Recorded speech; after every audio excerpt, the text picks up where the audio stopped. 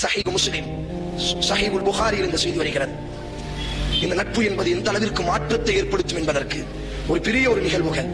அல்லாஹ்வின் தூதர் கூறினார், ஒரு நல்ல நண்பனோடு அமர்பவனுக்கும் கெட்ட நண்பவனோடு அமர்பவனுக்கும் இருக்கக்கூடிய வித்தியாசம் என்னவென்று சொன்னார்.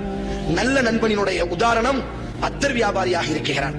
நீங்கள் அத்தர் வியாபாரிக்கு பக்கத்தில் அமர்கிறீர்கள், நீங்கள் அத்தர் தடவ வேண்டாம். ஆனால் அவன் வியாபாரம் செய்யும் பொழுது பல நபர்களுக்கு தடவி கொடுப்பான். அவன் வியாபாரம் செய்யும் பொழுது பல நேரங்களில் அந்த நறுமணமிக்க அந்த பாட்டிலை திறந்து வைத்திருப்பான். நீங்கள் வீட்டுக்கு சென்றால் உங்கள் மனைவி கேட்பாள், உங்கள் குழந்தை கேட்கும், உங்கள் தாய் கேட்பார்கள், நீங்கள் என்ன அத்தரை தடவி இருக்கிறீர்கள் என்பதாக. ஆனால் உண்மையிலேயே நாங்கள் அத்தரை தடவி இருக்க மாட்டோம்.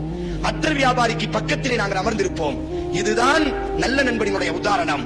நீ கெட்டவனாகவே இருந்தாலும் உனது நண்பனை நீ தேர்வு செய்யும் பொழுது நல்ல நண்பனாக நீ தேர்வு செய்து விட்டால், நல்ல நண்பர்களோடு நீ தொடர்பை அமைத்துக் கொண்டால், கண்டிப்பாக அவனுடைய நல்ல பண்புகள் உன்னிடத்தில் பிரதிபலிக்கும் என்பதாக நபி ஸல்லல்லாஹு அலைஹி வஸல்லம் அவர்கள் கூறினார்கள்.